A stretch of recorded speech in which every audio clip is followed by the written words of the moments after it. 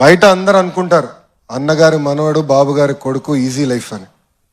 కానీ మీరు చూస్తే ఎప్పుడు గెలవని నియోజకవర్గంలో నేను పోటీ చేశాను. మంగళగిరి నియోజకవర్గం మేము 1985లో గెలిచాం. దాని తర్వాత గెలవాల. ఆ నియోజకవర్గంలో పోటీ చేసా, ఓడిపోయా. 2019లో ఓడిపోయా. కానీ పట్టుదలతో మళ్ళీ నేను 5 సంవత్సరాలు కష్టపడి మొన్న ఆంధ్ర రాష్ట్ర చరిత్రలోనే 3rd హైయెస్ట్ మెజారిటీ నాకు మంగళగిరిలో వచ్చింది.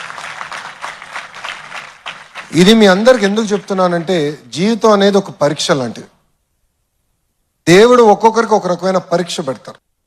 ఆ పరీక్షని జయించే శక్తి కూడా మనకి దేవుడు ఇస్తారు. ఈ మధ్యన చూస్తున్నా, ఒక ఎగ్జామ్ ఏదో ఫెయిల్ అవుతే ఆత్మహత్యలు చేసుకుంటున్నారు. ఆశ్చర్యపోతున్నా. అది నథింగ్. ఎందుకంటే సప్లిమెంట్స్ రాసుకోవచ్చు, మళ్ళీ పైకి రావచ్చు. దయచేసి ఇక్కడ ఉన్న మీరందరూ జీవితాన్ని ఒక పరీక్షగా తీసుకోవాల్సిన అవసరం ఉంది.